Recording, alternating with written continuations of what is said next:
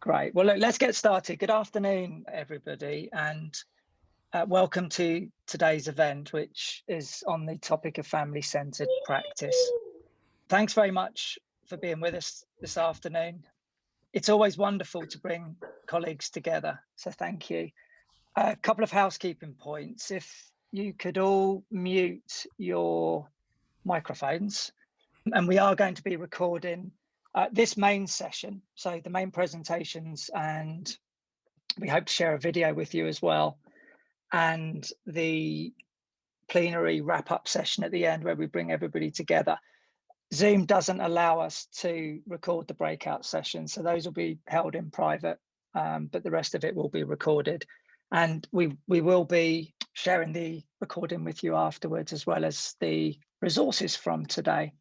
So I've shared the aims for today's meeting before the day, and I hope you find it useful. I hope you find the opportunity to come together useful. And in particular, those last 2 points, we see these events as a fantastic opportunity to learn from each other, to share with each other, and to hear from other colleagues.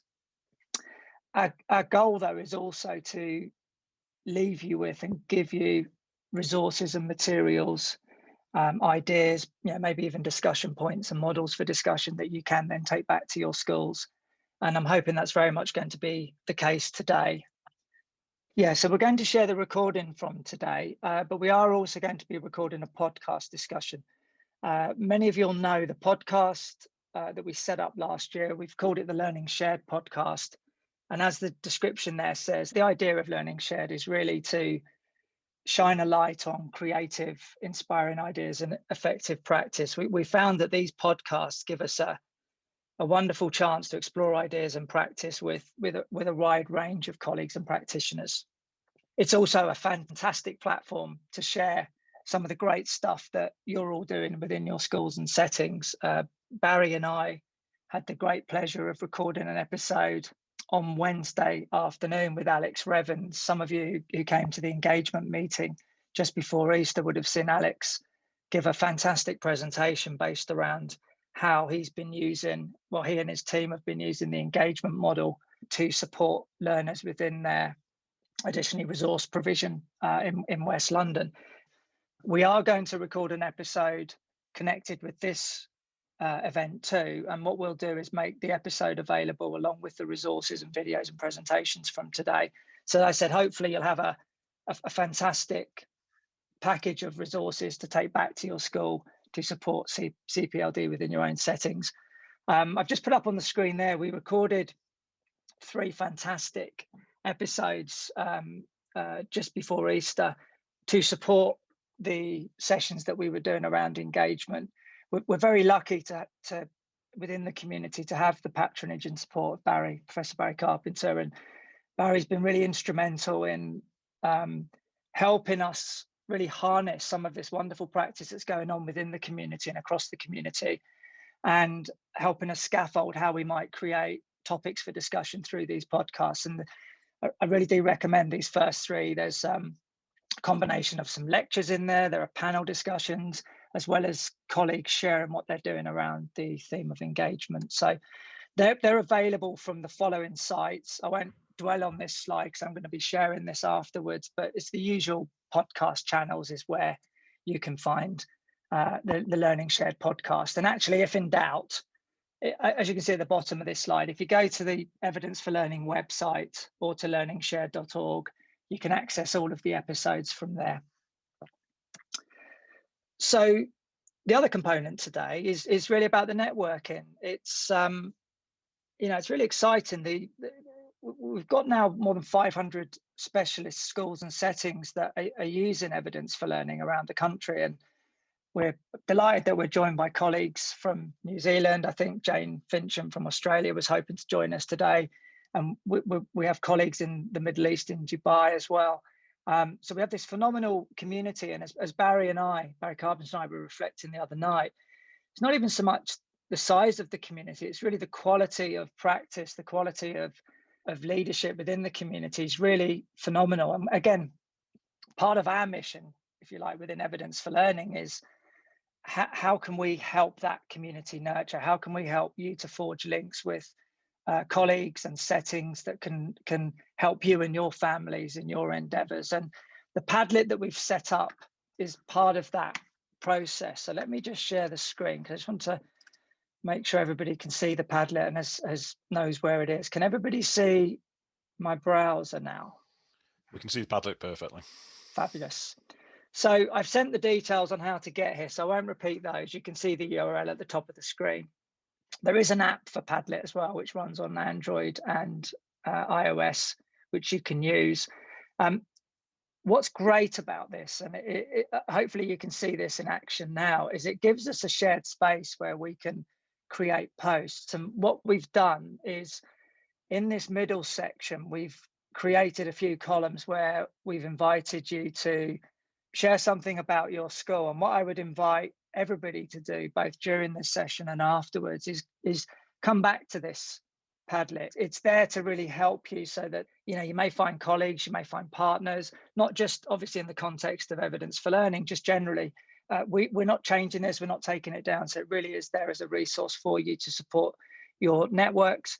What I would like to draw your attention to is the first two columns. So what we've done with these is we've created some posts where we're inviting you to let us know if you're interested in participating in any interest groups or working groups. So making a post on there is pretty straightforward. I'll just quickly show you. If you just click on the plus at the top of the relevant column, there's a title. So you could write in here the title, which could be, for example, the name of your school. And then once you put in the name of your school, where it says write something, just click there and just write something. And then when you've finished writing what you want to write, if you just click your mouse away, it saves it. And then what you can do is come back to the three dots and you can change the color. And if you're interested in being part of any of these working groups or interest groups, then just please add a comment with your details. We're starting to put together a number of working groups. I'm just going to shimmy back to my slide. So we've got a number of working groups that are already planned for this term. Barry and I are working on putting together a teaching network for colleagues who are specifically working with learners with profound and multiple learning difficulties. If you're interested in being part of that group, then please get in touch with me directly, because that's one we're putting together imminently, but also feel free to add your name to the Padlet. We're working on a series of podcasts and events that are going to be specifically looking at wellbeing, SEMH and the new RHSE curriculum. That's going to really take place in the second half of this term. We're looking to bring together a number of expert speakers and authors from the field to assist us with this, and we'll be inviting a number of schools to be involved as well. So that's something that if you're interested in being part of, then please get in touch. I've also put ASDAN on here. I've been working with Simon Lawrence and Mel Connolly from ASDAN.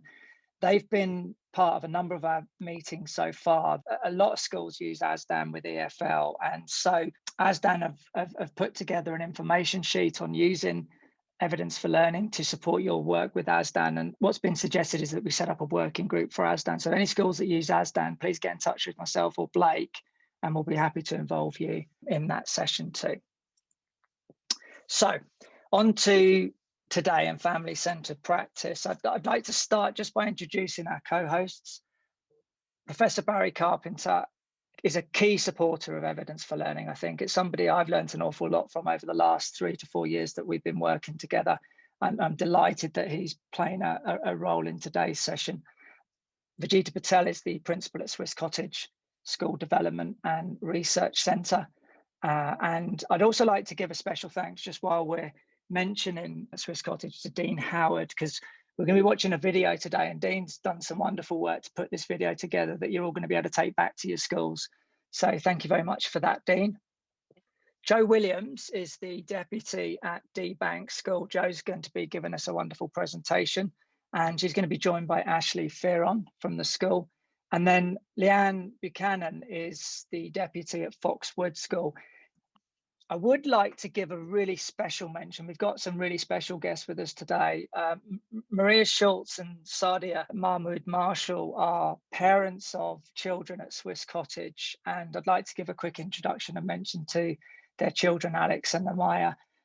These families have been extremely generous. They've worked with Vegeta, Dean, and the team at Swiss Cottage to put together a short video and presentation for us on how they've worked together as a team to put in place models that support their children. And I'd like to just say thank you to Maria and Sadia now before we get started for your efforts in putting that video together, but also for joining us today. Thank you very much.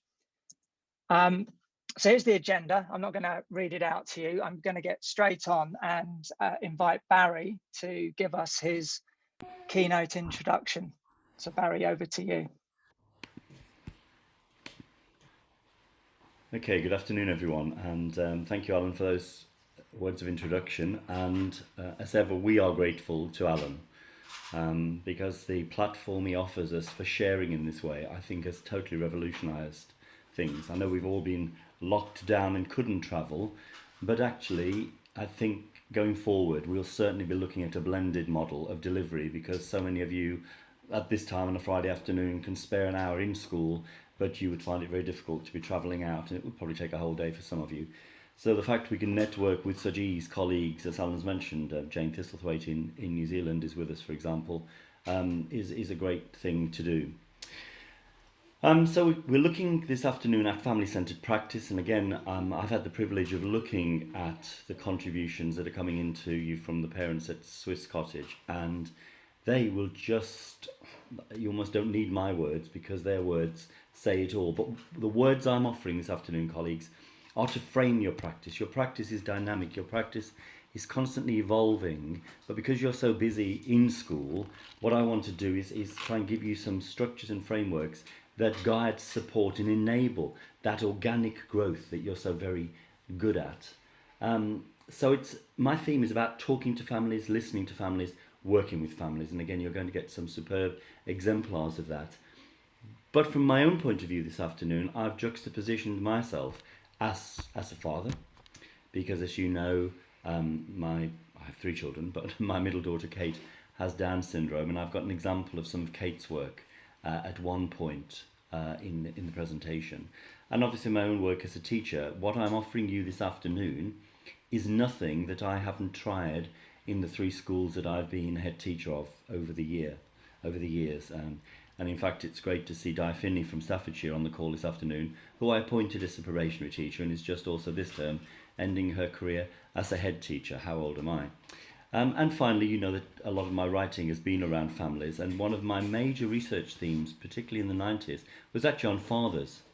And I have a whole raft of articles on dads, who are often the invisible parent, or the, we don't recognise fathers and their contribution. Our systems are often not father-friendly to the work patterns of fathers, and maybe sometimes mothers even. And what do we do about that? I must say at the outset, in the spirit of family-centred practice, you're going to hear some background noise because I'm actually, Fridays I don't normally work, because it's my childcare day for my grandson Rory, who's in the background, very much into Paw Patrol. So those of you who know Paw Patrol, if you hear Marshall or Sky screamed out, yes, you're hearing the right words there. His language is just pouring out at 20 months. And I'm doing this on my own today because my wife is in hospital, so it's a real family-focused day for me. So I want us to think about shifting the focus from parents to families. We still hear, and the DfE literature still talks about partnership with parents. And at this point in time, when you're receiving children back from a 3rd lockdown, your liaison, your collaboration with parents is probably going to be very close, because they have been the main deliverers of education in recent months to their child, and they've invested in the learning of the child, and they want that dialogue to continue. And as our 2 parent presenters this afternoon will show you, what better vehicle for that united dialogue than Evidence for Learning and the Parent Portal, and the power that it gives to both teacher and to parent, with a clear focus on the child and the learning attainment and achievement. And you've heard me say before, the great thing about Evidence for Learning app is that it wraps around the child at their point of learning need. It captures their attainment and it celebrates their achievement. But the reality is, it's not just parents, it's families. Think of normal times, for example, where you know that grandparents are delivering children to your school. And you speak to grandparents. But what about the room in your school? Is it labelled parents' room or is it labelled family centre? And it's minor things like that that are really, really significant. It's about your language. I once came across a grandparent in a school who was standing in a corridor waiting for her grandchild's annual review that she was going to attend on behalf of the family. And I said, why don't you go into the parents' room here? You know, they're very friendly in this school. You'd be happy to. No, I'm a grandparent. I said, yes, but you know, you're here representing the family. No, I couldn't possibly. It says parents, and I'm not a parent. I'm a grandparent. And for her, in her generation, she was not crossing that threshold for fear that head teacher flew into the room and said, what are you doing in here? You're a grandparent, and this is a parents' room. Now, I knew that school well, and I knew that wouldn't happen, but that was the reality for that grandparent. And so I would just ask you to think about your language. Could you just call it partnership with families? Just think of this almost silly example. But what if a grandparent came to you and said, can I talk to you about Johnny's reading because I've been listening to him read after school each day? What would you say? I'm sorry, I can't talk to you. I only talk to the parent about Johnny's reading. I cannot imagine one of you saying that. But by calling it constantly partnership with parents, you exclude instead of include. And we are about inclusive practice, are we not? Even in our specialist settings, we're about including everyone and valuing the contribution of those grandparents or that older sibling who knocks on your classroom door and says, you teach my older brother, but can I just ask you, what does he really like at the moment? Because his birthday's coming up and I want to get him a birthday present that would really mean something to him. What would you say? I'm sorry, I can't talk to you. I only have a dialogue with parents. Not one of you would do that. You'd say, oh yeah, I've got some ideas. Sit down, let's have a chat. So why are we calling it partnership with families when your practice, partnership with parents, when your practice is in reality partnership with families? Families are at the heart of society and the basis of our future as a country. It's from one of the government documents. So in this 21st century, families are not necessarily related by blood or kinship, but a constellation of people offering mutual support.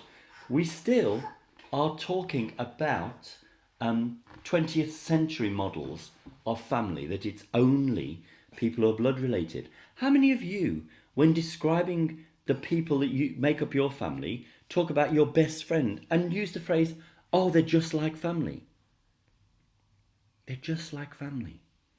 Then why aren't we valuing however each of your families define themselves? Now you think that's going to be a big and complex task, Barry, to find all of that information. I'm going to offer you a simple solution in a moment. But a constellation of people, isn't that a beautiful phrase? A constellation of people. I can't believe I wrote that back in 1988, but that's where it came from. So, family school partnerships. Families are the first and continuing educators of their child. You do a superb job. Let me tell you, with my daughter Katie, she has the life she has now because of the brilliant teachers that educated her, who believed in her, who believed in teaching her sign to stimulate her speech, who believed in using symbols as a bridge to her accessing reading, who believed in that she read and signed the responses before ever she said them. And when people said, but that's not reading, stood up for her and said, oh, but it is. And that she now has the most wonderful reading skills, and every text that she sends never has a spelling mistake in it, due to the brilliance of those teachers. That is the lasting legacy, you do, colleagues, that you have. And remember, you're charged by the Education Reform Act 1988, preparation for adulthood. That's the legal principle. Whatever age group you're teaching, you're putting another building block in place, preparing for adulthood. So what I'm asking you with our families, what about you're building their capacity? How are you involving those grandparents? How are you involving those siblings? It's called capacity building. And what I've done is I've sent Alan some articles. Now, this won't be for all of you, I know. But some of you are real thinkers or are charged with leadership and you like to know more. So I wanted you to have, even if only one of you uses it, I want you to have the latest thinking in terms of capacity building, family empowerment. Marilyn Eschby-Schwind talks about family empowerment and the validity, the ecological validity, so that everything we do with the child, what is the relevance to the daily lived experience of that child? What is the relevance to its life in the family? And capacity building, Carl Dunst talks about, quite simply I define it as making families stronger. The adult years when you're parenting a child with a disability are tough, and I'm sure the two parents speaking to you this afternoon will underscore that powerfully. Let me tell you, the adult years are hell. The lack of services is a national disgrace. And you need to make your families as strong as you possibly can for when that child leaves your school, so they can continue your excellent work, so that your skills and talents that you've invested in their sons and daughters don't just fall apart, but carry on forward because you've shared the script. That's what annual review should be about. Sharing the script. And EfL, with its video capture, powerfully shows families what their son or daughter has been doing. And they carry it on. And they'll have video to take to future adult employers or meetings with social services and say, look, when he was in school last year, he could do this. Why are you not offering him challenging opportunities? Let me give you an example. If you're thinking about siblings. When I was last the principal of a school, it was quite a big school with 450 staff. And we had every term a Saturday for siblings. And yes, there are a couple of teachers that ran that. And you think, 5 days a week, Barry-Ann working a Saturday? No, it's quite simple. They had a day in hand and they took it off whenever they wanted to. It didn't need a contract. It's about trust between colleagues. And what we did then with those siblings was a whole range of sib shops based on the work of Don Meyer, Meyer, Don Meyer in the States, and his sib shops movement.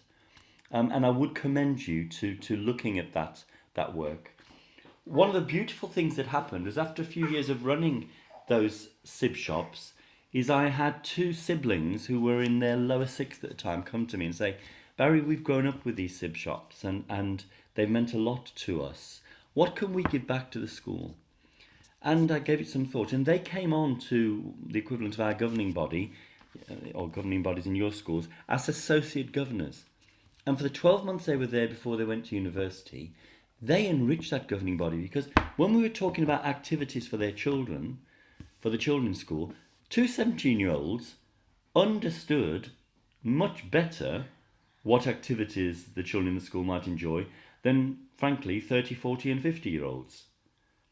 So why wouldn't you use those skills? And both of those young people went on to university, and both subsequently have gone into medicine or psychology, working with children with disabilities. So in fact, you're growing a future workforce. And family empowerment, making those families strong. And finally, the words there, confident champion. I've just published this article, which some of you may have seen already, and it's with two Irish colleagues. And you see, when you have a child with a disability, you get shrouded in lots of grief and mourning stuff. Isn't it sad you've had a child like this? Won't it impoverish your life? And it's about turning that language on its head and creating confident champions. And again, I applaud EfL as an app because I think the visual evidence it can produce is so portable, it enables parents to go forward and saying, my child can do this, and here's the proof. And you need to believe in my child as that school believed in them. So there's some future reading for those of you that want to take this forward. What I'm talking about, therefore, is a self-defining family. Don't think for 1 minute I'm ruling parents out. I'm not. Parents are at the heart of a family with their child. But look, you can have blood relatives there, grandparents, siblings, other relatives, blood relatives.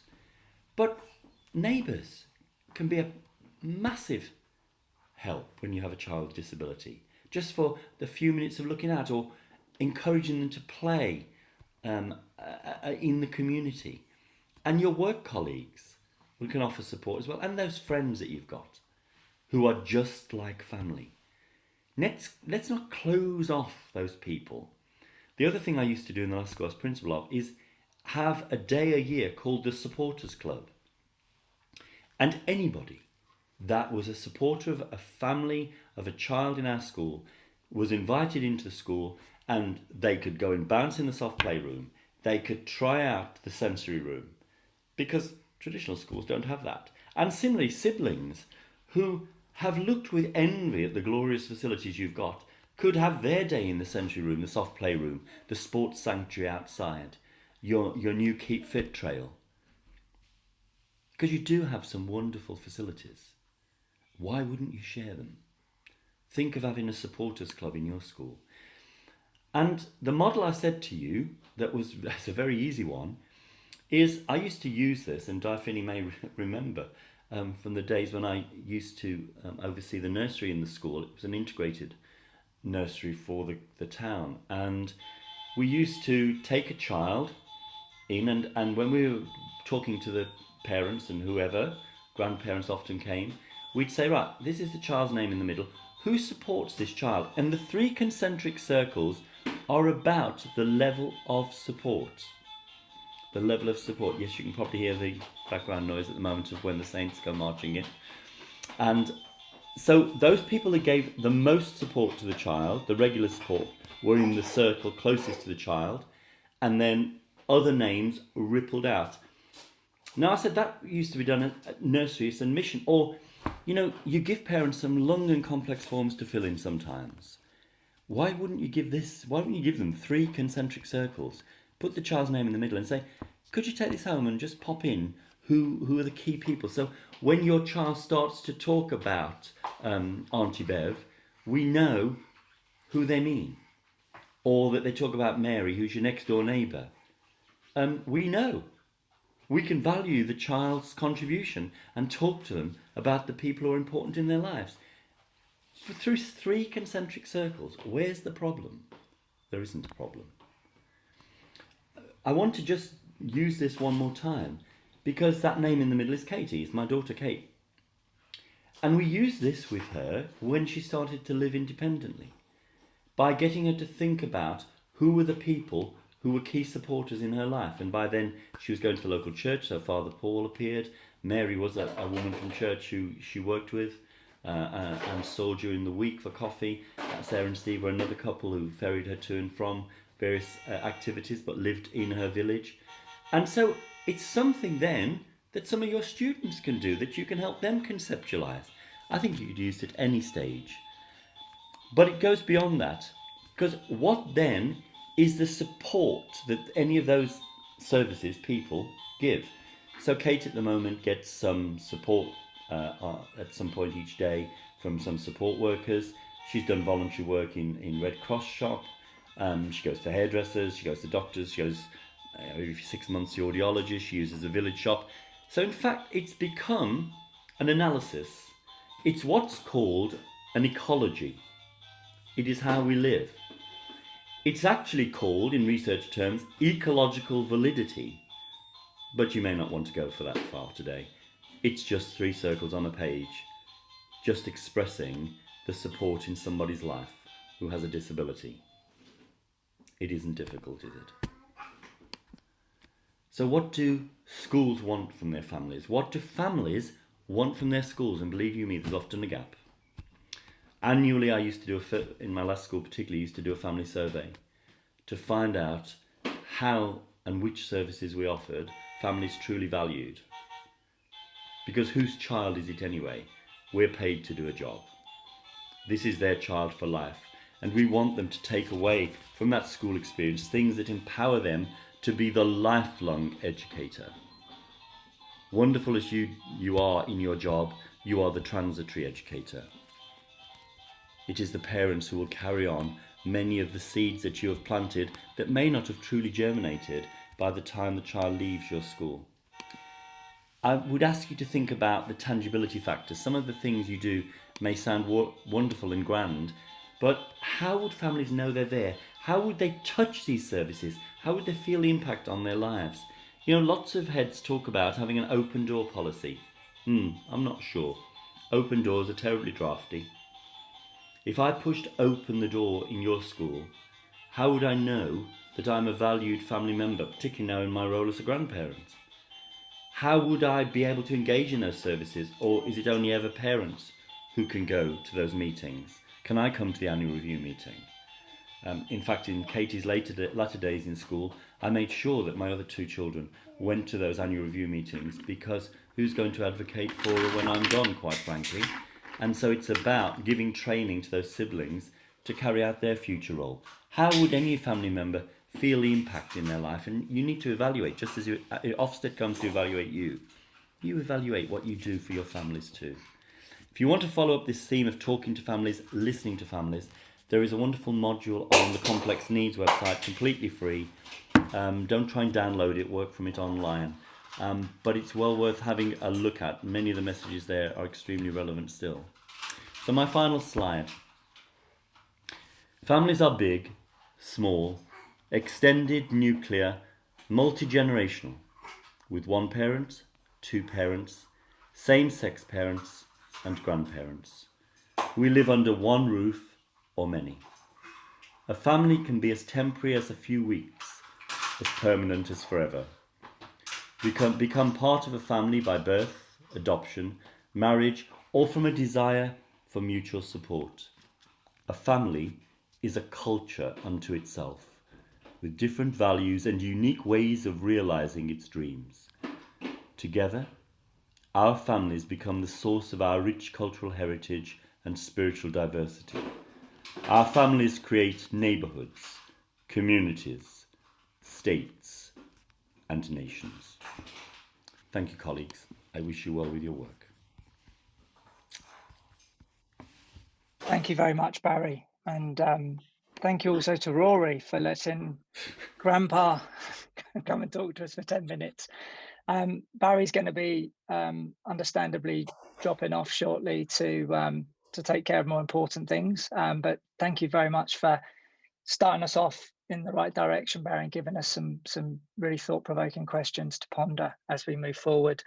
The next speakers is a combo team. We've got Vijita Patel, who, as I said, is the principal at Swiss Cottage School Development and Research Centre, is going to be giving us a bit of an intro, but then introducing us to Maria Schultz and Sadia Mahmood Marshall. We've pre-recorded Maria and Sadia's segment as a video. So after Vijita's done her piece, she's going to give me a prompt and we're going to press play, and I'm going to cross my fingers that the technology works for us.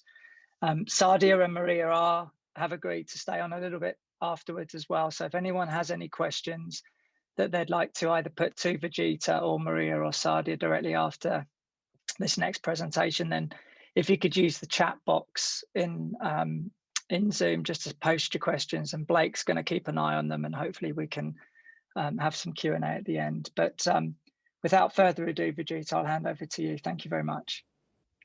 Good afternoon, everybody, and it's fantastic to see so many colleagues joining on a Friday afternoon. We know how busy the first 2 weeks back have been from the holidays, so wonderful that everybody here is connected around this focus on family partnership. So I'm Vijita Patel. Maria and Sadia are on the session as well, and as Alan said, all three of us are here until the end of this segment. And please, a very warm welcome from both of them. They really want to take any questions you may have. We are so lucky to have parents join and support your sort of queries. Every question is a great question is a motto that we've got at Swiss. So please be brave, type any question you have while we've got them with us. I'm just going to share my screen now, and actually what I pretty much am is an introduction just to give you context. When Alan and I spoke, we both agreed very quickly the best keynote is a set of parents. So actually the big keynote message to you is going to come from both Sadia and Maria in a moment. So a very warm welcome. Our school website is on here. One of the parents is also on Twitter, and we've noticed that social media is a great way to keep that conversation going. So our school Twitter is there alongside Maria's as well. well. So please do consider different ways of connecting with all colleagues. It's incredibly powerful to always hear Barry's message, because he challenges us with a really strong provocation to think about that partnership model. But I think Barry is really making us think about the authenticity of it, which is incredibly important. Ever so quickly, Swiss Cottage, we're a special needs school in London, in the London Borough of Camden. We have 260 phenomenal, amazing children and young people in our school, aged 2 to 19. But most importantly, we work very carefully with mainstream primary and secondary schools so that our pupils feel that connection. As a school, we have a very explicit curriculum vision. It informs 5 different curriculum pathways that we have across our school, because the easiest way to describe Swiss, we believe one size does not fit all. We believe this for mainstream as well. And I feel like that's a connection we have with everybody on this session at the moment. I should say also, one of our leaders, Katie Henry, is also on this entire session. She leads the curriculum for the semi-formal pathway.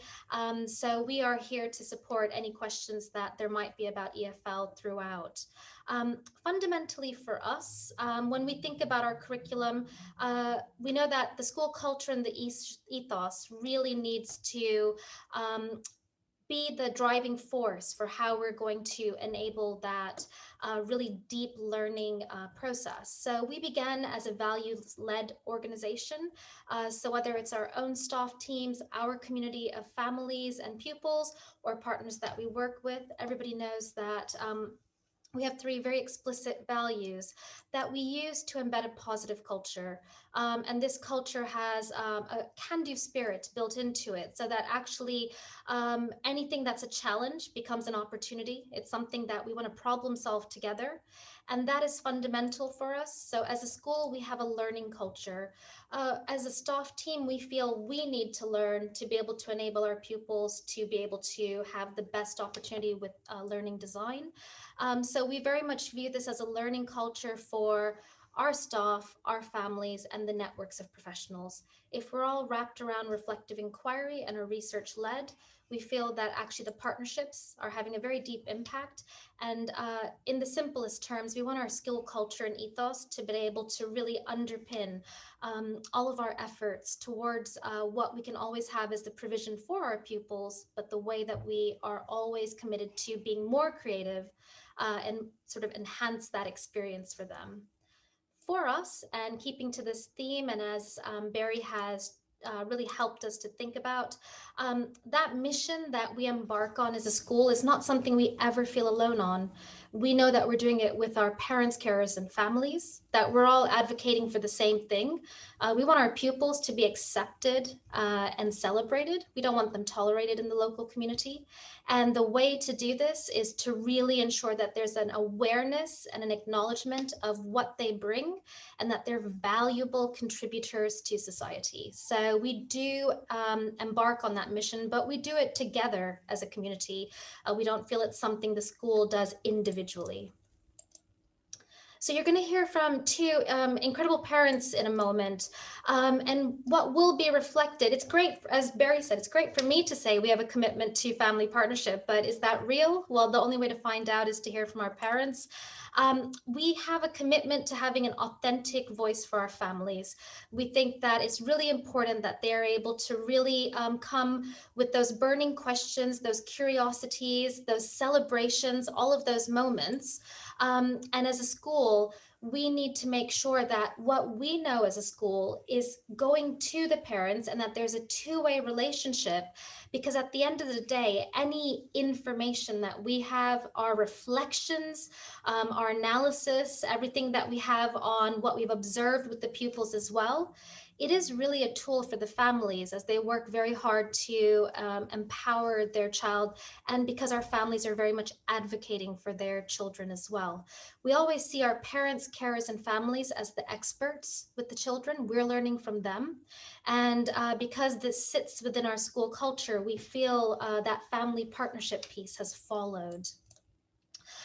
We have a number of formal and informal processes to enable that.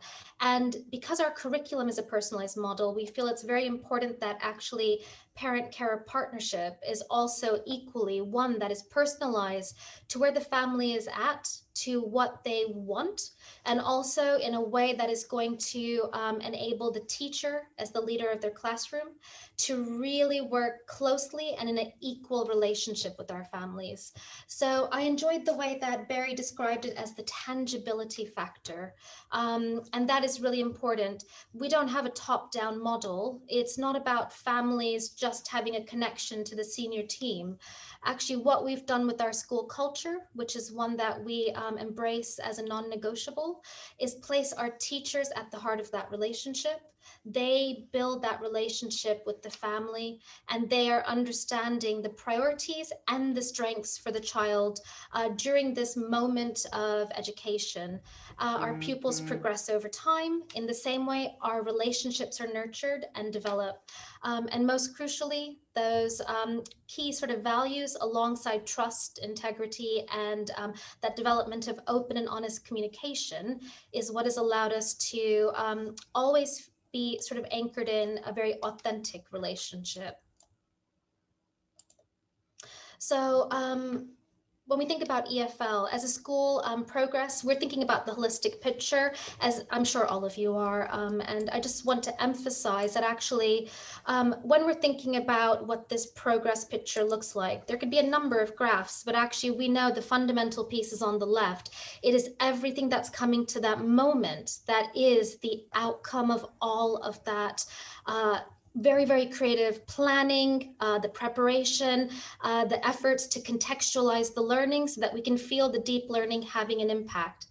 And for us, we know that this is not possible if we're not in partnership with our families. They hold the most important piece of this puzzle because they're getting a sense of the child and young person through all of those other sort of experiences in the home environment, in the community. But the family are thinking about the bigger picture for us. They're telling us where they want their child to be beyond their experience and education. If we can hold on to that wider vision at the earliest ages, actually we're working together to really think about how we're going to unlock that potential and really maximize what learning will be to be able to make sure their talents are nurtured and developed alongside those core aspects on child development and pupil development. So how do we do this? It all sounds great. I always love how Barry tells us, sounds great, tell us how you do it. So what's important to us is the journey with EfL. 4 to 5 years ago, now the school has always had an approach with using learning journals. It's had various iterations, different types of software, even involved PowerPoint sort of presentations for families. And then we discovered EfL. We were looking for something that was going to meet 4 key criteria. We wanted something that could link back to our core principles. We didn't just want to be accountability led. How would it match our provision? How would it match our curriculum? Because if we personalize that, we need something that's going to personalize this sort of collation of evidence, that formative assessment piece. We wanted something that was going to support our learning culture. If we're inquiry-led, it means we needed a tool for that reflective practice. We are completely committed to that family partnership. So we wanted something that over time was going to be owned by the families, was going to be something that they had a voice in, but would fundamentally be a tool that would then mean teachers and families could co-design together and really authentically do that. And then finally, of course, everything with our systems around data analysis and what all of us on the call are thinking about in case Ofsted come in, if there were to be any sort of monitoring visit or quality assurance processes with governors, actually having all of the first 3 areas lead to those processes as well. And for us, evidence for learning was the singular tool that was going to answer all of these priorities we had.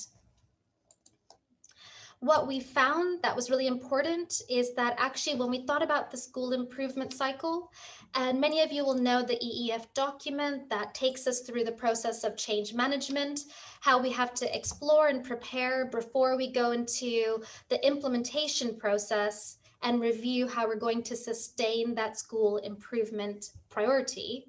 For us, what we did was build the viewpoints of parents into this cycle as we were reviewing what EfL was, what it could be, and how we were going to ensure that was done in stages. Because we knew that we needed to build confidence within our school teams, equally with our families, but also with our pupils. Because if this is something so dynamic, any child enjoys an iPad and an iPod. So they're understanding that this was something that was going to capture learning and not be just a tool for engaging in that learning. Having the viewpoints of the families has allowed us to really embed the role of EfL at our school. And fundamentally for us, it's about the fact that the communication between the families and also the teachers, and then groups of teachers, has allowed us to also personalize how EfL is rolled out across our school. Again, not one size fits all, but that's been personalized through what our families have found valuable and what they have told us they want. We want to be able to use it in this way. We're very lucky because also we have the privilege that Alan is leading a tech innovation that is receptive to developing, and we've felt that journey as well.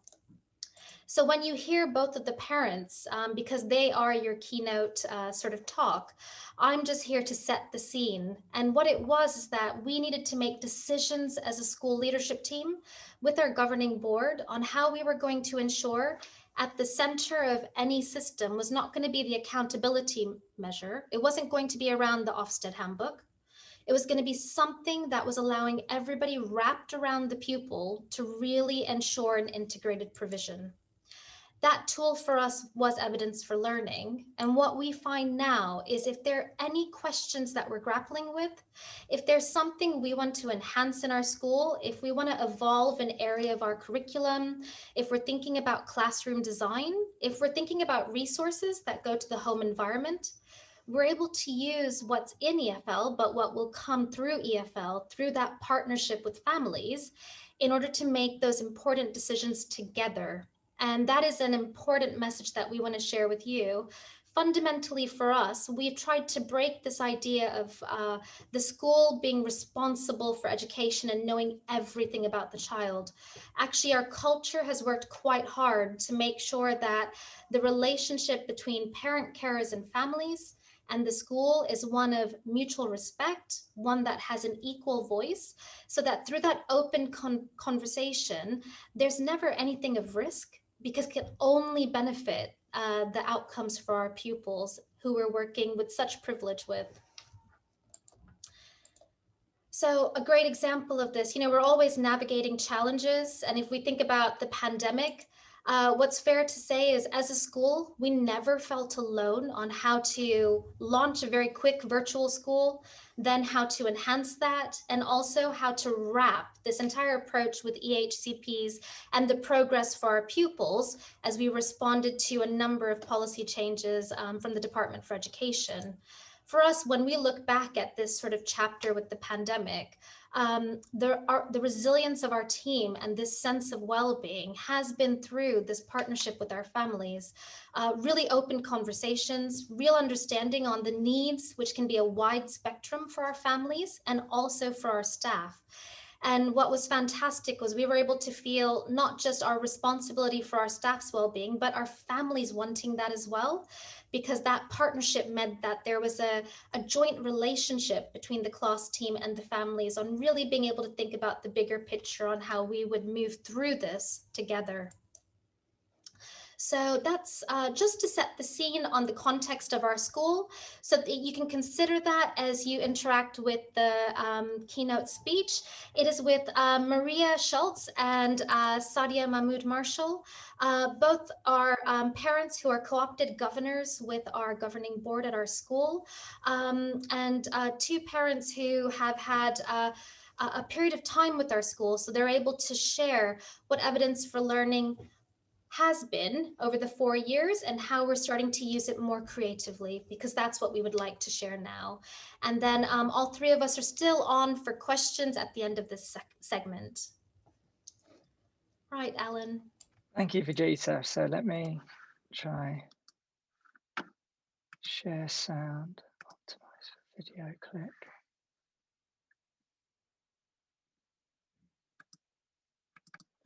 Can everybody see my browser? Yeah, we can. Hello, everybody. My name is Maria. And the sound's coming through. I've been asked to come here today to talk to you about some of the benefits of using evidence for learning. But before I get into that, I just want to give you a little bit of background information. I've got a 15-year-old son who is in mainstream school, and I've got a 13-year-old son at Swiss Cottage School. He's got a rare syndrome and severe learning difficulties. Alex has been at Swiss Cottage for a little over 9 years, and one of the things I used to find really difficult was how to engage him in learning at home. When it comes to special needs learning, there is no rule book for parents. Simple learning tasks became mountains to climb, and we as parents just want our children to learn so they can move forward towards a good life. Doesn't matter how, just learn. For us, this is where EfL has had and is still having a big impact. I remember when the school started using it about 4 years ago. I was super excited. Ever since Alex started at Swiss Cottage, I had been invited into the class to observe him doing various things, but I never really got to see him doing much because he was too excited about me being in the classroom. And usually he just came and sat on my lap. With the introduction of EfL, I got to be a fly on the wall. The teachers were able to capture video clips and pictures of Alex's learning and share them with me via the app. Seeing learning tasks being broken down into small chunks and how the staff engaged Alex really gave me the confidence to start doing the tasks with him at home. What type of transport did Emma Take Yeah. But what letter do we need next? T. Yeah. T. Yeah. The videos included anything relevant to his learning targets, and an added benefit were the school's tagging system, making it really easy for me as a parent to see which part of the curriculum the videos were evidencing.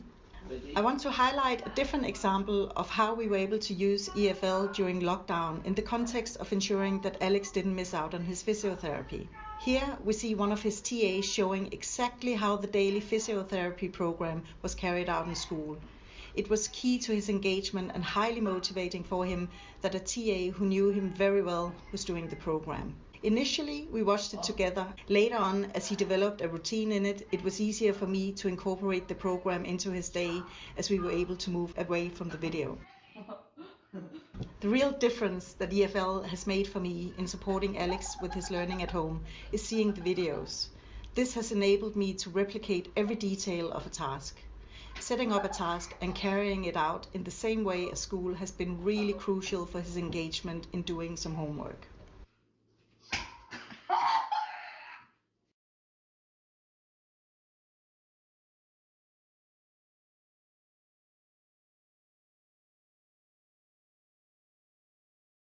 Another benefit that EfL has brought with it is being able to watch the videos together with Alex at home. Before EfL was introduced, there wasn't a real chance to speak with him about what he was doing at school. But watching the videos together has given him a new voice and enabled us to talk in more detail about his school day. Here, he's able to show me an art session that he had at school, which he was really proud of. One thing is reading about his day in the communication book, but being able to watch this video back with him has given us a new and more engaging way of talking about what goes on at school, and it has really contributed to the development of his communication skills.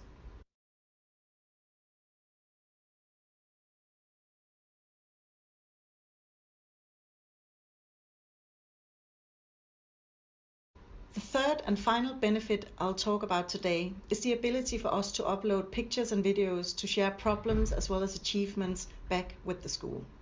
This two-way of sharing has meant that we've spent less time formulating and defining learning needs as both parties are more tuned in. It has also meant that if I had a question about how to do something, I could easily send a video showing the problem, and together with the school we will be able to work out a solution much quicker. As an example, we had a problem with Alex's foot positioning on his pedals when he was riding his trike.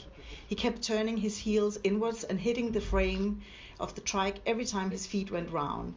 it can be quite hard to explain the issues, and it was really, really helpful to be able to show the problem both to the class teacher and also to the OT, knowing that they both were on the same page with the problem, and by seeing it together they were able to work out a solution very, very fast.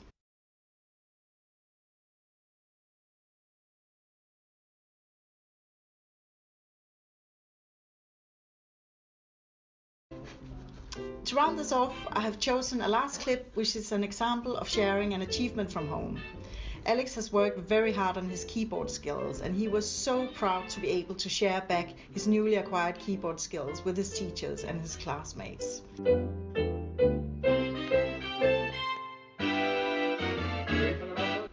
Well, that's it for me. Thank you very much for having me today. It's been a real pleasure to talking to you all about the benefits of evidence for learning and how that has changed the way we learn at home. Hi, my name is Sadia. I'm mother of a beautiful girl called Amaya. Amaya has Angelman syndrome and is nonverbal.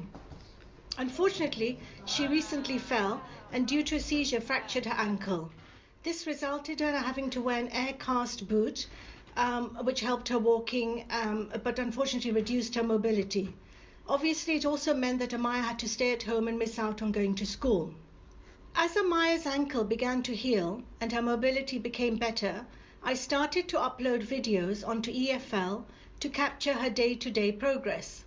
So, for example, I uploaded videos of Amaya navigating her way around the house wearing her support boot.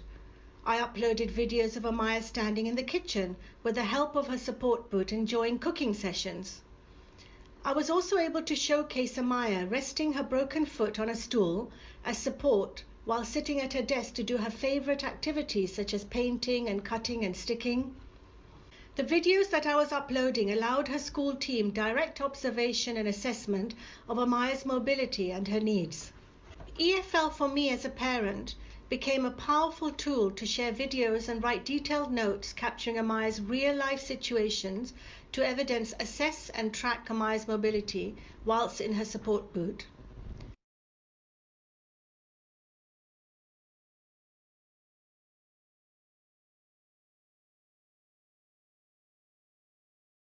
I knew that the school team would be conducting a risk assessment for Amaya's return to school. However, the exciting part of using EfL to showcase Amaya's progress was that as a parent, I became part of the dynamic participatory risk assessment process.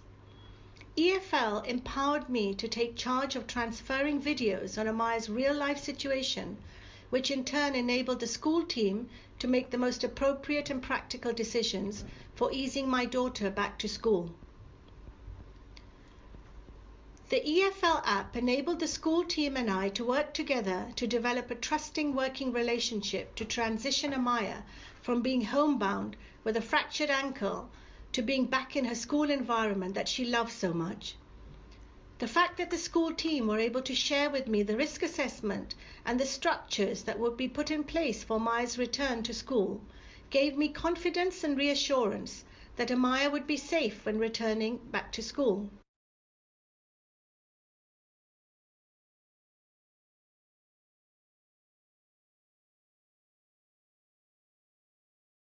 The use of EfL in this situation really did showcase a best practice in enabling parent interaction in developing a risk assessment.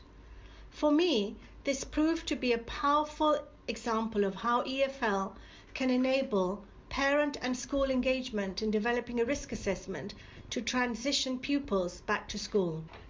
There's no doubt in my mind that the risk assessment sped up Amaya's return to school.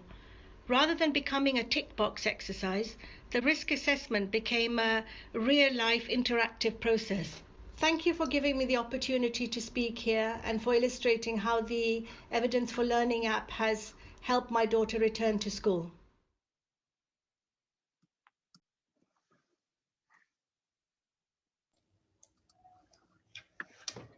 Wow. Thanks very much to Maria and Sadia and to Vijita as well for introducing that with her slides. And also thanks to Dean for putting that together. I know Vijita Dean from Swiss has played a big role in putting that together. You very kindly, the three of you have put yourselves forward to answer any questions. I don't know if anybody's got any questions. Feel free to unmute if you want to put one. I had one question actually, which is kind of directed to the three of you. And I just wondered if, and I guess maybe the starting point for this is with Vijita, but I wondered if you found you've had to work on some of the terminology, language, and you know, sometimes jargon that gets used. There's a language that as teachers, colleagues are using for formative assessment and internally, and then there's a language to engage and connect with the families, and then there's the families language. And I just wondered if that was something that you've had to consciously work at, or how that's been. Such a good question. And actually, it's a big part of why we went with EfL as well. I think the special needs, disability sort of arena has a lot of jargon, a lot of professional language. Assessment does as well. And actually for our families, they really wanted something that was going to be able to give them a real sense of, where's my child at? Where can they be? What are the next steps around that? Because there's also so many professionals wrapped around our pupils as well. So part of going with EfL was also so that we could move away from this expert language and actually bring it to, what does the pupil do? What is this piece of video or image of working show us? The observations of the teachers are sitting at the heart of that, and then the observations from the family are wrapping around that as well. Internally as a school, there's been quite a process for us, which we'd share with colleagues, on being able to take small steps in order to move this forward. So it started with us considering how teachers wanted to lead it for a pathway and a group of classes, what they did with teaching assistants and support staff and practitioners to be able to support their confidence in how to take that step, put up a piece of evidence, and then have colleagues wrap around that to be able to do a reflective inquiry piece. And then really expecting a relationship and conversation piece on, now think about how you'll communicate that with the family, so that actually we're not holding all the information, it is getting released to the cloud so that families can interact with it. For us, that has also been a learning curve on how we do that with external therapists that are working on site, so that they don't feel there's any risk in this process. Actually, it's mutually beneficial if families are able to interact with that. And I could just add to that. Please, Sadia. In the EfL for home, I upload the videos, but underneath there's a box to write, and therefore I'm able to sort of illustrate the video I'm putting up on Amaya during weekend or in lockdown, and what she's doing, and I'd be using basically Amaya's voice. I'm representing Amaya's voice, so I'd be using her vocabulary, even though she's non-verbal. I would be using the words she likes to say, or the people she likes to see, or doing the things that she likes to do, and input that into the box, so that I'd be transferring Amaya's vocab to the teachers, and then the teachers would absorb that and able to use that for her in the class. Wow, that's a really good point. It leads me actually to the question I was going to ask, but Maria, did you want to add to that before I? No, that's fine. So my question was a bit of a selfish one, and it's directed squarely at Sadia and Maria. As parents, what would you like to be able to do through EfL? And I'll sort of start that with hopefully what I hope will be some positive news for everybody, because I think probably the single biggest thing that we've been asked for over the last 6 years is a parent app. We've been working on that for the last couple of years. We're hoping that shortly after May half term, we'll have the first version of the iOS Android parent app. And not only does it give you an app for a lot of what you're doing at the moment, I was explaining to Vijita, we're also putting into it the ability for you to share things like your assessment books on a read-only basis with families. So you'd be able to see the outcomes against, say, for example, PLGs, and then the evidence against those. So that's coming, and hopefully, I said that should, touch wood, although these things often are delayed, be sort of sometime in June, we'll have the first version of that out there. But I would like to ask Sadia Maria, what would you like to see in the app? What would help you? And I guess more crucially, what would help Alex and Amaya as well? I think for me, it would be I think I have two big wish things on my wish list, and I think one of them are definitely to allow for larger files to be uploaded from the parent point of view, because sometimes I feel that there is a cap on what I want to show, and it doesn't quite allow me to show what I want to show. So I just think to a bigger file size, and I think going forward, it would be really helpful to have a tool where you could almost like you could pull in some of the videos into a little one-page profile, so that when your child transitions into a new service, or you just need to give someone new who's working with your child a quick review of who are they, that would be really, really helpful. Because I think evidence for learning holds so many snapshots of what they can do, but how do you put it together to make it really meaningful in a fast and snappy way? I think those are my two big things at the moment. That's great, thank you. Hopefully the app will enable us, that'll put us on a path where we might be able to upload bigger video files. So we'll look into that. That's something that comes up quite often. So thanks, Maria. Sadia. I would like to really echo what Maria said. I would be really happy to see a sort of a place that we could upload not only bigger files, but also, as Maria said, perhaps I'm finding at the moment it's quite isolated. So I upload one photo or one video and write on that, but sometimes it's interrelated.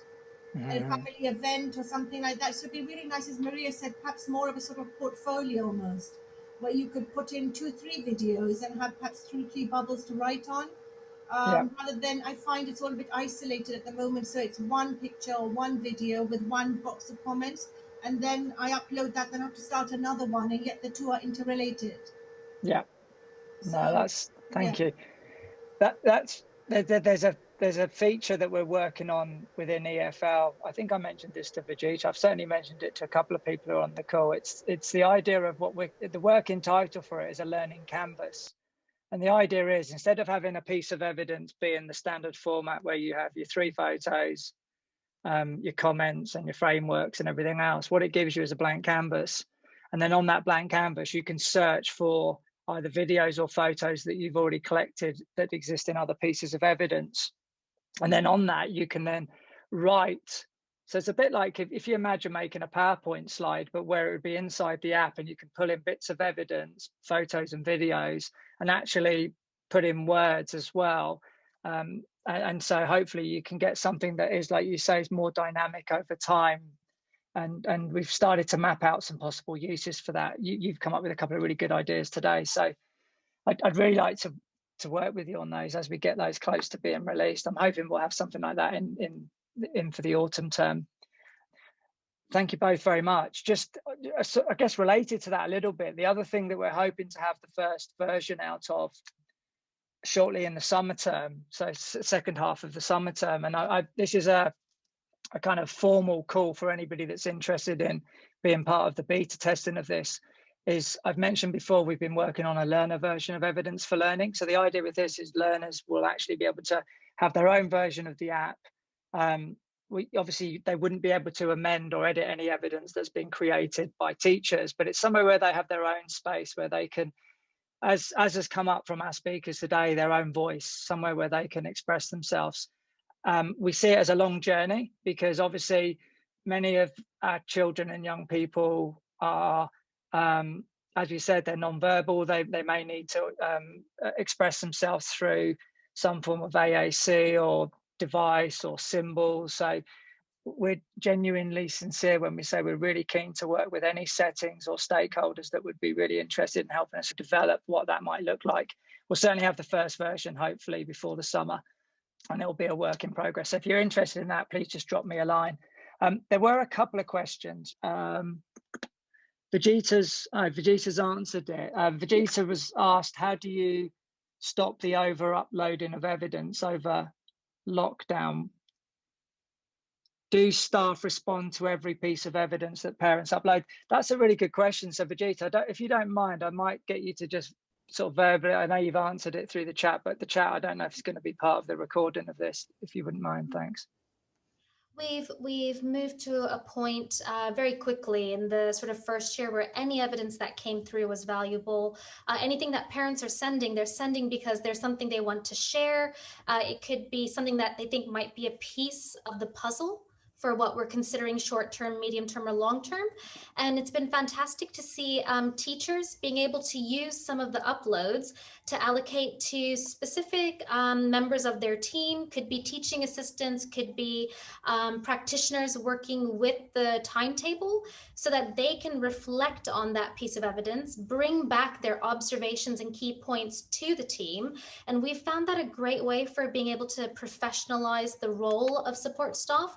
They're incredible. They're facilitating small groups of learning. And actually, if we're able to support them to really be in that reflective inquiry process, they'll be linking it to the EHCP and those personal learning intentions. So they become not an extension of the teacher, but actual, facilitators of learning. And they feel such pride when they go through that process as well, because they've been able to bring those reflections to the table.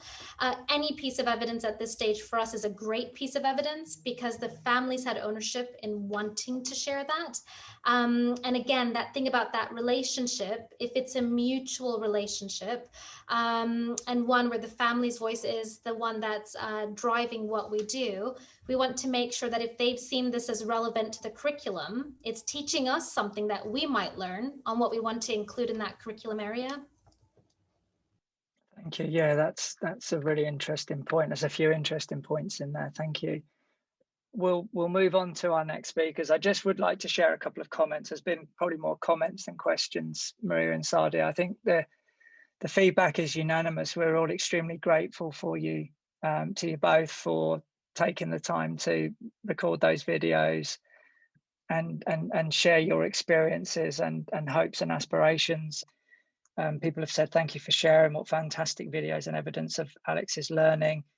Again, a massive thanks for sharing Amaya's learning journey inspiring. So thank you both very, very much, and extend our thanks to Alex and Amaya too. We're really grateful to have the input from your families.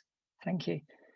I'll move now to Joe and Ashley from D-Banks, who are going to give us a fantastic presentation based around some work that Joe did just before COVID, which I remember her telling me about. And when she told me about it, I said, right, we need to share this with everybody. So it's taken us a year to do it. But over to you, Joe and Ashley. Oh, thank you. Just to start off, just to echo what Alan's just said, and it's just fantastic to hear from two parents. It's just really inspirational to know the positive impact that can be brought about by a school that's very far down the line, working with families through EfL, something that we're still working on, and we're starting to see the benefits of that. Alan's asked me to share the work that I did as part of my MPQH project. So those of you that have done any leadership training will know that you have to do a focused project in your own school. And I chose this for a number of reasons. It's a big part of our school improvement as well. Special schools, as we all know, do lots of work with families. As a general rule, I think we like to think that we're all very good at it. We communicate every day. We have homeschool diaries. We talk to parents regularly. We have lots of meetings.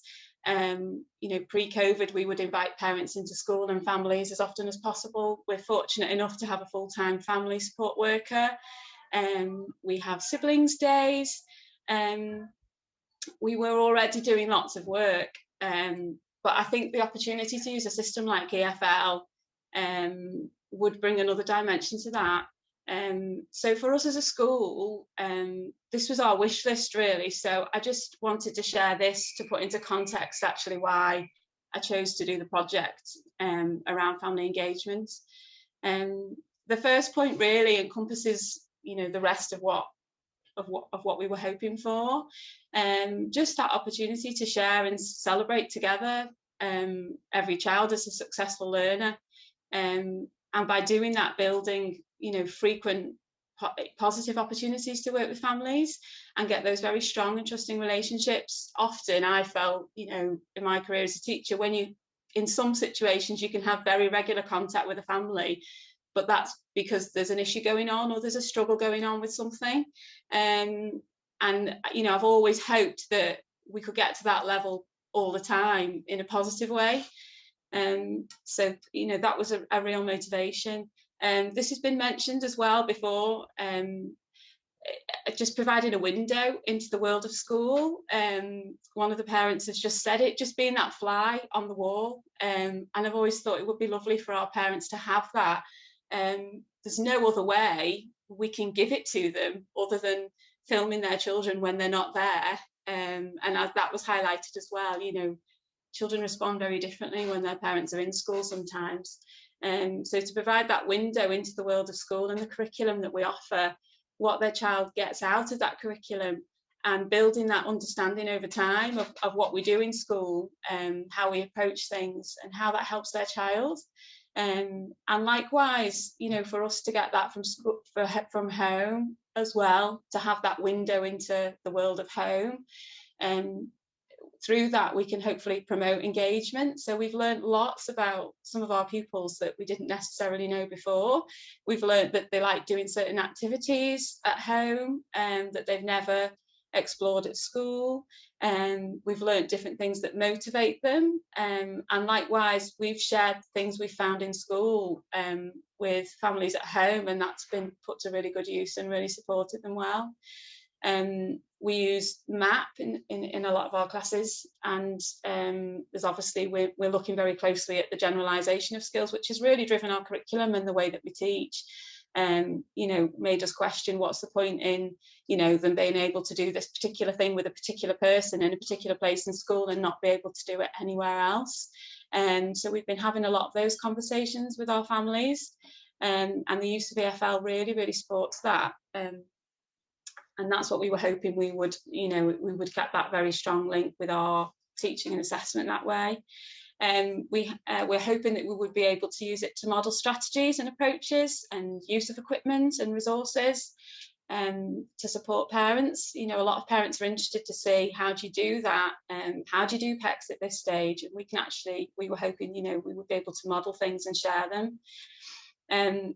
We were hoping that we might sometimes find that missing piece of the jigsaw puzzle. You know, sometimes children say words and we're not quite sure what they mean or where that's come from. And, you know, to be able to share that evidence with parents and then give us that missing piece of the puzzle is really valuable. It's, you know, great for providing evidence of achievements and progress. So supporting those discussions to actually determine what our next step should be and what is an appropriate level of challenge. And sometimes that does come into the wider team, people with different opinions, different ideas. And actually, when you've got that evidence that you can share very easily, makes that discussion a lot more focused and a lot more relevant to what the child can actually do and wants to do. And also importantly, I think, you know, we all work hard, and, you know, staff in school respond very well to encouragement. That's human nature, as do parents at home. And I think to have that mutual appreciation between home and school, of you're doing a great job, wow, it's great to see them doing this at home, wow, it's great to see them doing this at school, that just gives everybody encouragement and motivation to keep going and keep doing more, keep doing the next thing. This is just a couple of very quick examples of some of the evidence that we were starting to see. So this was, you know, before we'd actually done this very focused work around family engagement. I had planned from the very beginning to share evidence with parents as soon as possible. So I'd warned staff, as soon as children, you know, every child's got something on it, we're going to set it up with parents. And this sort of evidence from home started to come back. So evidence of, you know, this young man in a cafe trying to butter his toast, which is a huge achievement. Parents were really proud, and staff responded. Another very young child, first year of school, you know, reading a story using the pictures. Mum was really proud, shared that with us, wanted us to continue that, and it just started that dialogue and that back and forth about being a team really around the child in a way that we'd never had before. So for the purpose of my project, again, those of you who've done these sorts of projects will know that they have to be fairly specific. and they have to be linked right back to supporting teaching and learning. Obviously, as Barry's talked about, there are huge benefits that go beyond just our very focused planning in the classroom to working with families. But for the purpose of the project, I wanted to look at personalised teaching and learning. So how that increased involvement with families and parents in sharing and receiving progress information could have a positive impact on our personalised teaching and learning, our personalised element of the curriculum. So a very brief overview. The project ran for 2 terms, so I was fortunate enough that I knew what I wanted to do, and I started it at the start of my course. You know, sadly, other people on the course, it got very disrupted by COVID, so I was fortunate that I managed to do 2 full terms, finishing just at the point where the first lockdown happened. And at that point, we had sent out letters in the summer term previously to encourage parents to set up an EfL account. We told them all about what it was. Please agree to this, send back your details. And at that stage, we had about 42% of parents that had responded, so they were interested. And so that became sort of part of the baseline data. So we were trying to build it up from that point. So I monitored the number of parents who accessed their account, how many parents logged in and how frequently they did that. And then I looked at the number of gains within the MAP tool, which isn't ideal. I fully appreciate that MAP is not meant to be used for comparative reasons in this way, but it's the only assessment that we had for the purposes of the project. But it did throw up some interesting things. So these are the actions that I took in order to increase that interaction with parents through EfL. So we looked very closely at exactly which parents didn't have accounts, and we got in contact with those parents. That just looks like one line of text, but that in itself was an extremely big job. So I spent a lot of time talking to parents, showing parents things, and that got, you know, led out to a wider team of staff. I couldn't do that on my own. And when parents phone the school, they often speak to the office for sort of technical support with other, like we use Arbor, we have an app for that. And also our family support worker, who meets with all new starters as well. So she was very key in actually promoting it for all children that were new to the school at the start of the year.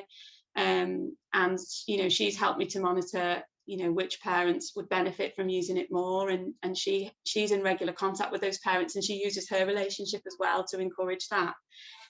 So that's been really beneficial. We did build it into all teacher appraisals.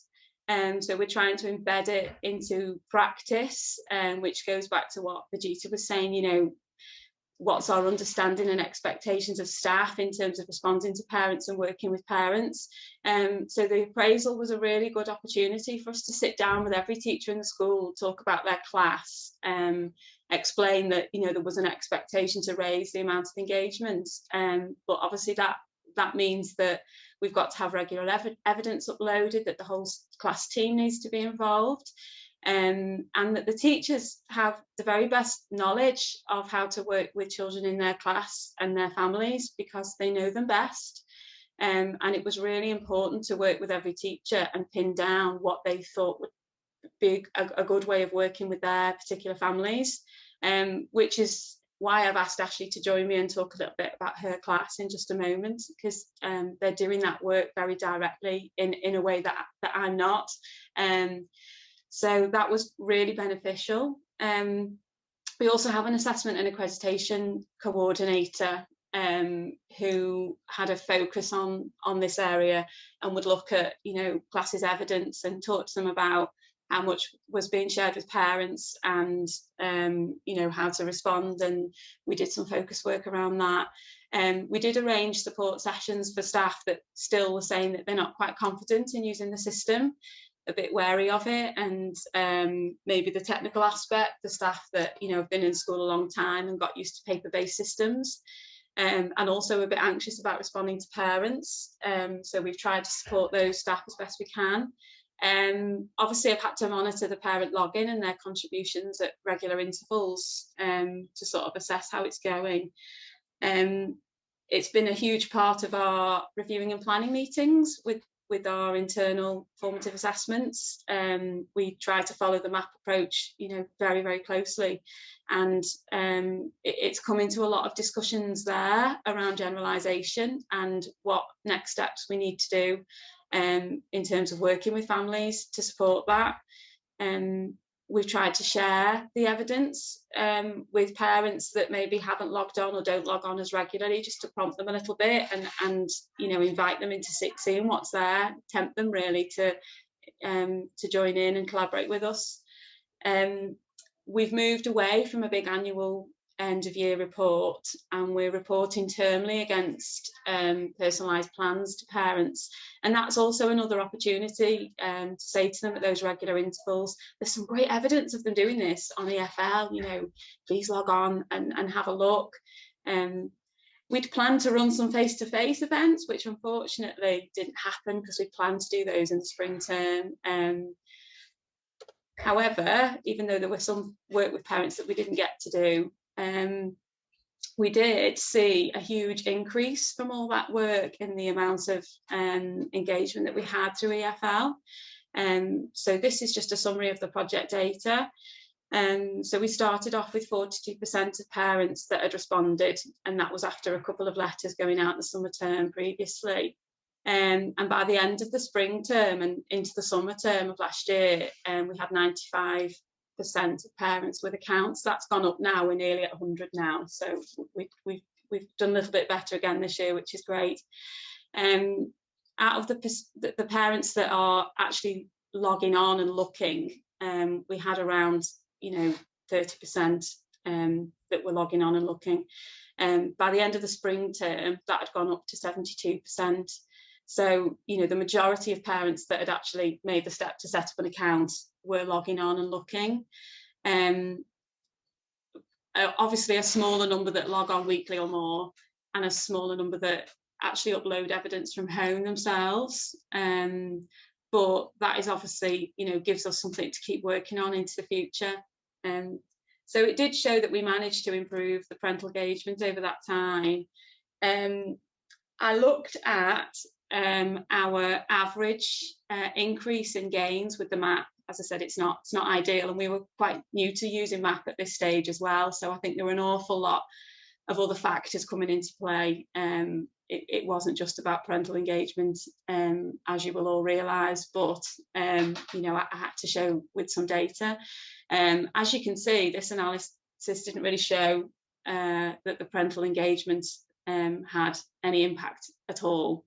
So what I did was I did a further analysis, and I looked at parents that were highly engaged. So those parents, that were logging on weekly and were sharing evidence with us from home, compared with parents that weren't doing quite as much. And that did show a little nod in the right direction. So the pupils that had above average gains across all aspects of the MAP assessment in all their learning intentions, there was a little bit higher, as you can see, in the group where the parents were more engaged with what we were doing and more engaged with looking at the evidence and collaborating with us than with the parents that weren't. So I was very pleased at the end of it that it did show something, but obviously, that sort of data isn't everything to us. I think we feel very strongly as teachers that have experience of working closely with families, that those families that you do build that relationship with, and that you do get that interest both ways in what we can all do to help, and you become a team, that you feel those children are going to have the best chances of meeting their potential, and that will continue into the future. And it was great to do a project and have something that did reflect that a little bit. In terms of what we've done since, so that was last year, obviously at that point, we had the pandemic. For us, I think those families that were very, happy working with EfL and very secure, and we're using it regularly. That continued to be their primary form of contact with school, and it was a great thing, and it you know, it's made it even stronger and even better, and that back and forth between home and school has got even better, which was great. And for other families that have maybe we've just got them logging on, and you know, we were just getting somewhere with it, and for some of those families it was quite difficult over lockdown, and you know, we ended up getting in touch with them other ways, and we went back to maybe phone calls and emails because it worked best for that family at that time, and we had to listen to what they wanted us to do. So once we'd come back to school in the autumn term, we have had a big focus again on it, and some teachers moved classes. So, you know, we asked everybody to just refresh, check in with their families, you know, talk about EfL again, you know, offer to reset passwords, write notes home, ring them up, have a chat about it, and just take that opportunity to sort of start again with it if we needed to. And again, that's taken up a lot of time, but it's been time that's been well worth it. We did have a document with staff, for staff, about the importance of gathering evidence, because I think that's been, you know, a discussion across school, having those expectations of all staff contributing to it, because it's not something that a teacher can do on their own. They can't gather all the evidence and have that ongoing relationship with parents all by themselves, and it, you know, it's great when all staff get involved with that. We're going to get much further with it, and so I think it's very important that all of our staff understand why it's important, and when it's working well, what the benefits of that are for school and for home. And we're just starting to see that now, I think, in, you know, where we've got sort of examples where it's working brilliantly, and we've had a really positive impact of parents that we're very engaged with that both ways, and staff can see the clear benefits of it. We've obviously had to work with new staff that haven't used EfL. That's an ongoing challenge for us, to get everybody using it consistently. And we've had some class teachers that have chosen to do some really focused work around it because they feel very strongly about forming better relationships with their parents and their families and working together as a team for the child. So I'm going to hand over to Ashley now, because it's great to hear from a class teacher, because she's doing this very directly. So here's Ashley. So it will just give you an overview about my class. So at the moment, it's 7 children, which consists of 6 boys and 1 girl. And all of the children within the class have got autism spectrum condition and severe learning difficulties. And then from that, some children have ADHD, some exhibit challenging behaviours, some have processing difficulties, and the majority of them are non-verbal. And then when you look at their home lives, again, that greatly varies, because some of the children are only children and it's just them in their house, as opposed to some where they are actually one of 9. And then parent-wise, some of my parents' children only have 1 parent, and then due to modern family setups, some have got 4. At the start of me doing this work, 6 out of the 7 children had at least 1 parent who was registered with EfL. There was very much minimal engagement across all the parents throughout the class. Very few would log on, but no families would actually submit evidence of what the children were doing at home, whether it was fun activities or focused learning that the parents had tried to do. So the reason that I decided I felt it was important was because we were trying to get consistency with the children. So what we were asking the children to do at school didn't necessarily match up with what the parents were asking them to do, and the expectations that were being asked of them differed greatly from home to school. So for example, on a Monday morning, one of my children would turn up and would come straight into class and would stand and wait for you to take their coat off. By Friday, it was very much, they understood that we expected them to try and take the coat off and would help at certain parts when necessary. But obviously that wasn't the same at home, and through working with the EfL, the parents have now seen that their child is able to do it and have been trying to do that work with them at home as well. So the expectations of what everyone around this child was asking suddenly became really consistent. One of the other reasons was because obviously a lot of our sorry, I was reading my own PowerPoint. So what we were saying to parents that they could actually do, some parents were saying that they hadn't seen it at home and that it was similar in other ways, that parents were saying things that they could do we couldn't see at home. So it was a great way for us to be able to see this consistency. And then that then links to the first point, that we were having the same expectations, because now we could see for ourselves that they could do it similarly to the way caregivers could see that they could do it in school. It then as well, it's been a great way for us to improve the confidence of the people who have been taking the time to do work with the children. And what we were hoping was that they would see that we haven't got this magic wand that we teach them how to do certain things in school, and that it's not things that they could do at home. So simple things like pouring a drink, of having a routine for that, and it's things that they can do for themselves at home. We also wanted to help parents understand that what they are doing for their children at home, every little thing that they did was helping with their child's learning and improving their skills.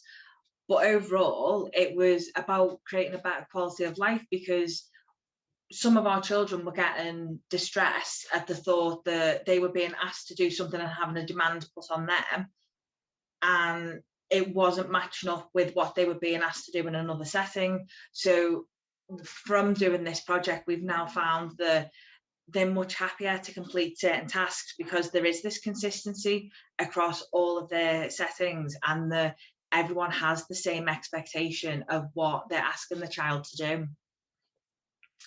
So the way we have been doing the work with families to create engagement is that as a class we inform the parents that evidence, whether it be related to their specific targets or their wow moments and their fun times in school, that it would go up routinely throughout the week, and that we would try to get certain numbers of evidence onto it. So whenever they check, there should always be something new on there.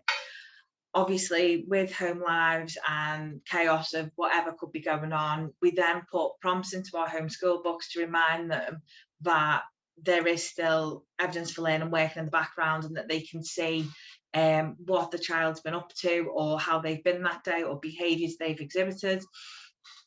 And then what we also did was we found that whilst parents really enjoyed seeing the specifically focused target work of doing this routine and this routine, that it was also about seeing the moments where they were enjoying themselves and they were doing activities that they really enjoyed and wanted to be a part of, or working with peers that they would normally not want to work with, and just general parts of the day that parents miss out on. And then what, as a staff, we've done in our classes, we've monitored when parents have logged on, and we've tried to work out the certain days they'll log on, or if we write in our homeschool books to say they've done this fantastic thing, you really need to look at evidence for learning because it's really, really good, that they will log on. And the ones that didn't, we then would then put another reminder in, so the bits of evidence that were getting uploaded weren't getting overseen and moved further down the line, that they weren't able to see it, or it was days and days or weeks of them not being able to see it. And then what we do is, again, in the homeschool book, when it comes up to a holiday, we encourage them to upload all the things they've done, and then we add in all the tags and some comments for it, so that they can see that actually this activity that they've done with their child links to this area and this area and this area, and that they can see that this fun activity has had great impact on their child's learning. So from doing this, I found that a lot of parents can be unsure as to how they feel about putting things on. So for instance, it could well be that they think that what they're putting on isn't right, or that it could be judged by other professionals that are in school as not being quite the right way to do something. And the parents appreciate a balance between the bit where the child is having a lovely time and embracing activities, but also them being able to see that their child has made progress. So from when they started working at a target where it was very much adult-led, them trying to use whatever system they could to get the child to engage with it, to them being able to do it completely, utterly independently. So parents were worried about what other people may think about how they dealt with something or how they tried to teach something. And it's been great for them to be able to see that we haven't got a magic wand to be able to say, this is going to teach this child this, but this will do this. And it's helped our parents to gain so much more confidence in what they are providing for their child. Some parents have viewed the use of evidence for learning is only to share news, and as I said before, what we've done is we've added tags so that then that way they can see that these new news things that they've been putting on of going to the park, links to community areas, independence of walking, safety in the community, a vast number of things.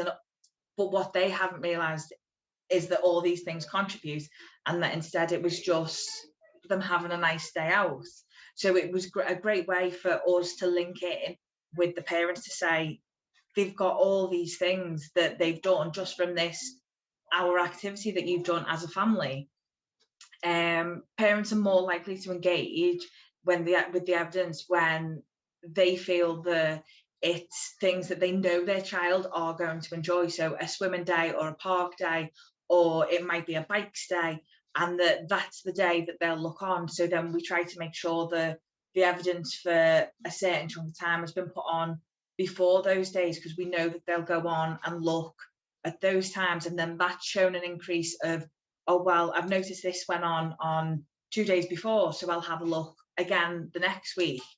And then we've also found that making sure that we comment to the parents as soon as possible, so that the parents are aware that it's not just being uploaded to this device and that's it, never to be seen by anyone, but actually we are looking and we're engaging the same way as we're asking them to engage. And then from that, we've now got 7 parents in the class, so all the parents have got an account, and from that 5 parents log in on a regular basis of more than 2 to 3 times a week and actually upload evidence of home life. This has helped then to improve the independence of the children within my class, because there is this consistency of what we're asking them to do and what home life is asking them to do. This has then led to parents asking us more questions of, I've seen this symbol works for my child, so can I have some? Or what was that resource that you've used? Because they don't do that at home, but they did with this resource. And coincidentally, yesterday, one of my parents had written on Evidence for Learning that they'd actually bought one of the resources we use in class for a music session for their child's birthday, because the child had so much enjoyment from engaging with this activity that they just said we needed one at home. So it was great that they can see their child has these things that are readily available, but otherwise they might not have known were possible to have at home.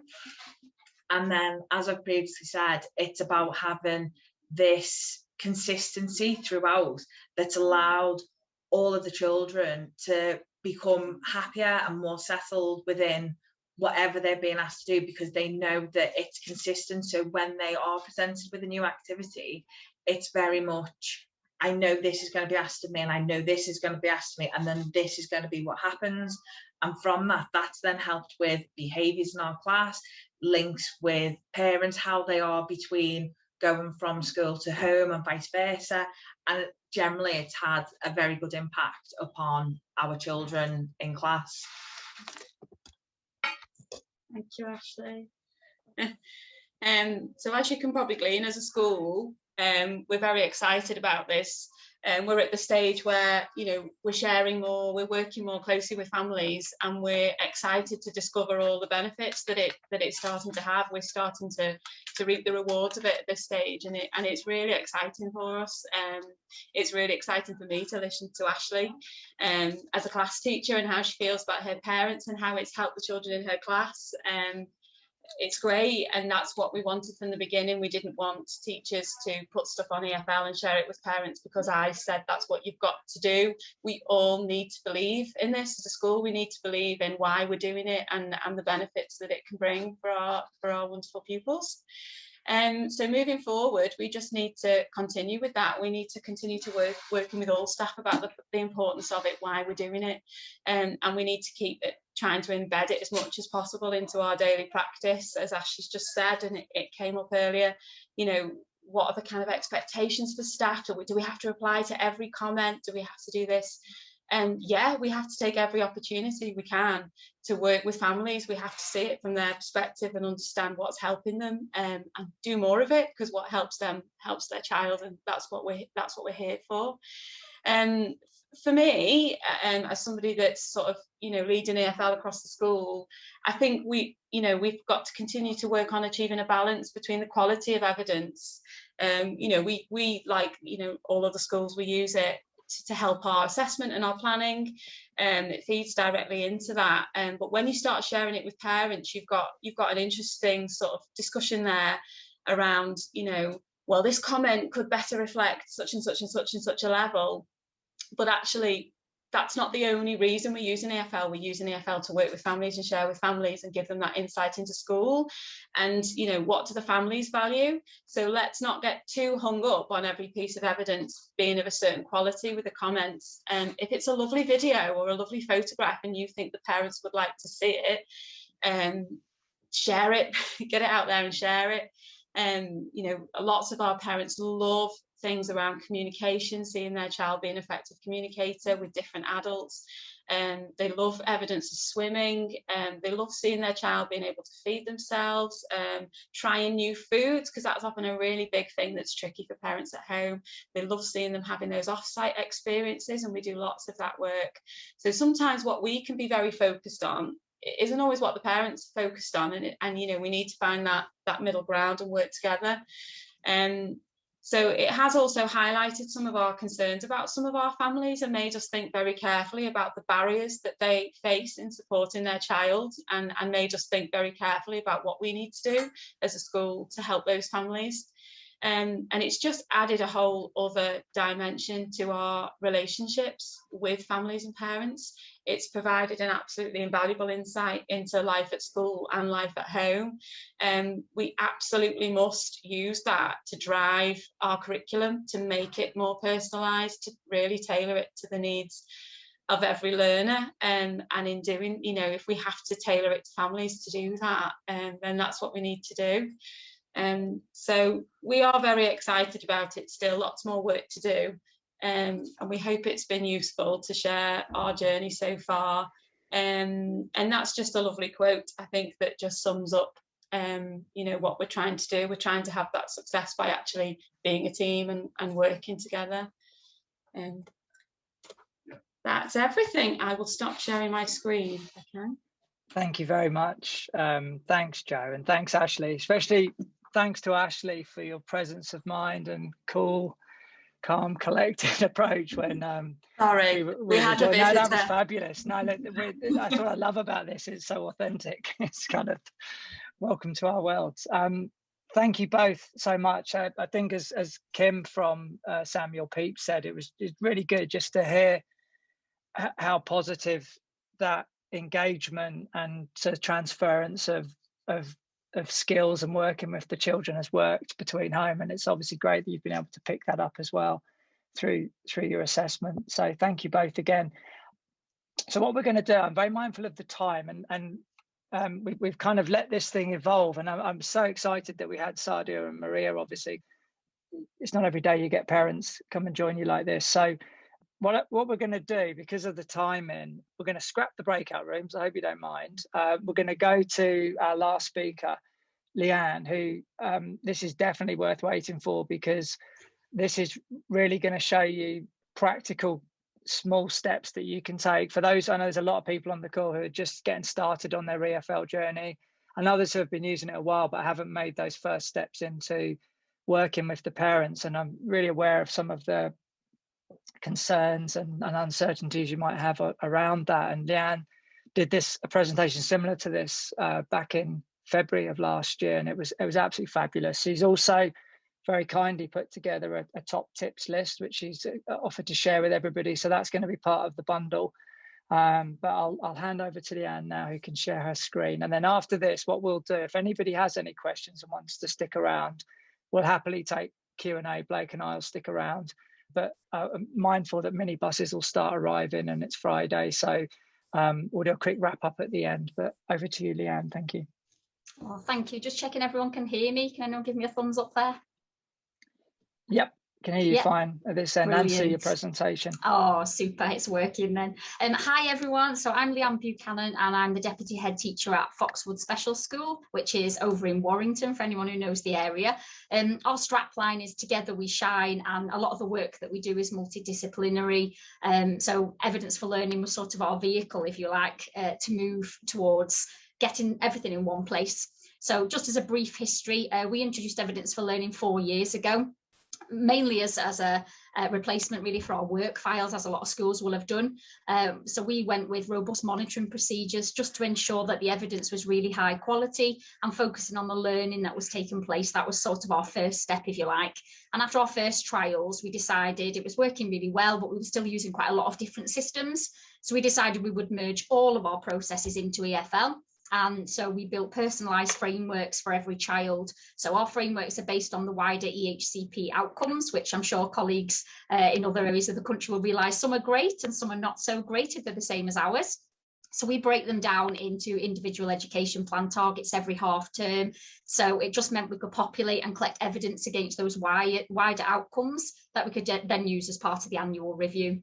So after a term of populating Evidence for Learning and really, really closely monitoring it by our senior staff, we introduced Evidence for Learning to our parents and carers. And my presentation is really for people who are just starting out on that journey, and hopefully there'll be some top tips that you can take away. So introducing Evidence for Learning, we started off with an initial letter, and I thought to myself, what would I want if I was back at this stage again? And I would want a starting point. So my next slide is a screenshot of the letter I sent out. Obviously it was 4 years ago, but if you want to hover your fingers over the control and print screen, or you want to check the slides later on, please do, just to have it as a starting point, and then you can write your own from that. We did a newsletter, and we have very active social media pages, fantastic Foxwood on both Facebook and Twitter. So we did lots of updates about the exciting times coming with Evidence for Learning as a window to the school, as some other colleagues have mentioned, encouraging parents to add their own comments and their own photographs, just so we could build a bit of momentum around introducing Evidence for Learning to the parents. We then sent out a second letter, which included more detailed instructions for how parents could add it to the home screens on their phones or their tablets. And for parents without smartphones, obviously during lockdown, we've been able to access the DFE tablets, which was really great. But before then, we were able to loan out some devices for school. We were quite lucky in that respect, but we did have very few parents, who didn't have smartphones already. We also use the parent log section of the Evidence for Learning console to monitor that parental engagement. You can export the log into Excel and then sort it in different ways. So we could check who was logging in, how long for, what they were doing on there, if anyone was having any difficulties. And approximately we got about 70% of parents signed up and accessing EfL by that point in time. So this is the letter that we sent out. As you can see, it's quite meaty, but we wanted to introduce Evidence for Learning, what it was, why we were using it. And we also wanted to make sure that parents knew that we had an expectation that they wouldn't share the images taken from Evidence for Learning on social media, as we couldn't always rely on there not being other pupils in the photograph, particularly if it was a group activity. So we just felt that was important to make sure that parents had signed to say that they wouldn't do that. And we do have regular reminders of that in our safeguarding updates as well, for both parents and staff. We do try and make sure that children are on their own in photographs if it's something where they can be on their own. But as you'll all know, it's often group activities. We also downloaded the guide for parents and carers, which is available on the Evidence for Learning website. And that's quite a chunky guide, but parents who are quite tech savvy and want to do more with Evidence for Learning were asking, how can I upload? What shall I do next? So we sent out this guide. So that's available on the website. So we thought that this would be quite an easy sell, but some parents and carers didn't respond to any communications. They didn't sign the sheet. So we devised a bit of a plan of action to engage the rest of the parents. So if parents and carers are on pick up and drop offs, we spoke to them, and our office staff are amazing. They're like the friendliest ladies in the world. So we got them to talk to parents about Evidence for Learning, to encourage them. Oh, have you seen that video of such and such on Evidence for Learning? It's amazing. Have a look when you get home. Oh, you haven't got a login. Let me give you a form. So that worked out quite well. We wrote to parents and carers in the homeschool diaries. I used to reset passwords and send access instructions once a week to parents who hadn't logged in, just to remind them that I was still going to do it. And I think quite often they appeased me by clicking on the link. We targeted individual parents who hadn't accessed EfL at parents' evening. Pre-COVID, we could walk around with an iPad and say, oh, look what you're missing out on. Look at this video of such and such doing this wonderful thing. You know, you could upload a video and show us how they do that at home. We also have very close relationships with our social workers. So we sent instructions to them so that they were able to support parents when they were in the home environment to get on. We also have a strong nursing team as well. So a lot of our pupils have high medical needs. So the nursing team would actually learn how to use Evidence for Learning at school and then go out and support parents too. We also targeted our early years teacher, making sure that she got everyone onto Evidence for Learning straight off, so then we didn't have problems further up the school. We also set home learning activities. We don't call it homework, we call it home learning, but we shared that in the newsletter that was where the homework were going to be. We asked parents to add photos for a news time, for episodic referencing really, with our pupils when they arrive on a Monday morning. That worked quite well because parents were quite keen to show us what they've been doing at the weekend. And we also added how-to videos uploaded on the school social media pages. So I just filmed my iPad and talked parents through, set myself up as a test pupil and went on as parent view to show them what it looked like and where they could change the password, and they were quite well received by parents as well. But our most successful strategy was personalised letters. So I have a fantastic pastoral support officer. She took this on as her role. So she would log into the console and work out which parents hadn't accessed. And then she would create these letters with a screenshot of the pupil. So we notice you haven't logged on this half term. Please take this opportunity to look at this marvellous work. Oh, there's this fantastic video. Click on Evidence for Learning. If you need a password reset, just let me know. And I taught the pastoral support officer also how to reset passwords so that I didn't have to do that all the time. So they could ring her up and she could do a password reset with them and talk them through how to get on. So that was our most successful strategy. We do use this as well if logins reduce. We also have a governor who's a local businessman, and I did an MPQH project around using Evidence for Learning to show progress against the wider EHCP outcomes. And as part of that, he offered to sponsor the school, £10 for every parent we could get to log in who hadn't logged in before. So we managed to get 20 new parents logging in by sending out screenshots and letters and social media updates. Please, we're going to earn sponsorship for this. If you can just log in, see your child's work. And once we got the parents to actually log in, a lot of them realised what they were missing out on. They would often ring school and say, oh, I wish I'd known about this sooner. It's really great. So it's just that initial engagement. If you can get them to look in, then you've got them hooked then. Lockdown obviously gave us a really unique opportunity. It helped us to get all of the parents to log in, as we chose to use Evidence for Learning for our home learning delivery. So we used the activity channel and put up pre-recorded videos of lessons and also lesson resources. And parents were then encouraged during weekly welfare calls to be logging into Evidence for Learning, completing the activities that were set, and then uploading their own photos, videos and comments back to the journal so that we could capture that part of the learning journey from home. Anyone who was still in school, we continued to use the journal. We used something called a Phoenix curriculum just to re-engage the pupils back into school life. It was very focused on well-being. So parents were wanting to log into Evidence for Learning because it was perhaps key worker children, and the key workers were back at work and they were very anxious about their child. And it just meant they could log in and see that all was well at school. They were in the bubble, they were with the usual staff and the usual other pupils in the class. So parents and carers are very much more aware now of Evidence for Learning and how to use it. And the vast majority are now accessing Evidence for Learning regularly and uploading photographs and comments. It does dip here and there, and we use those strategies. That personalised letter works really well for the handful of parents who aren't accessing regularly. We continue to try and engage those last couple who we just can't quite get to engage yet by sending out those password resets, reminders. If they do come to school for any reason, or we do phone them, we do remind them as often as we can.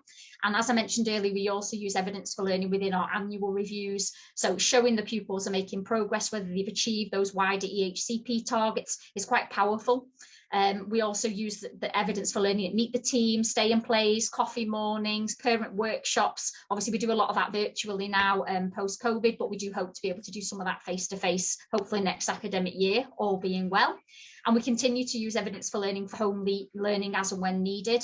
We have some pupils still on shielding letters who've got severe medical conditions, so we still use Evidence for Learning for that home learning element of our offer at the moment. And also if anyone has to self-isolate for any reason, we still use Evidence for Learning there. And that's it from me. I'm hoping that's just given a few practical tips really of how we went about it for the people who are at the earliest stages of the journey. As Alan mentioned, I have done a bit of a top tips list that will be shared with all of you as well in case it's useful. Thank you.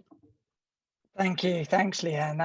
That was really useful. I've got no doubt that people will be downloading your top tip list, both the ones that came today and everyone else that will be accessing the group. So thanks very much.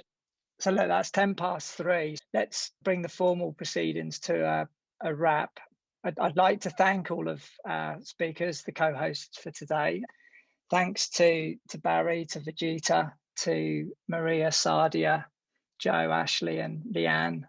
Thank you all very, very much for putting the time into getting your presentations together and the videos, but also for just sharing something of your experiences and how you've approached things. What we were going to talk about, can everybody see my PowerPoint slide? Yeah, we're back on your PowerPoint. Thank you, Blake.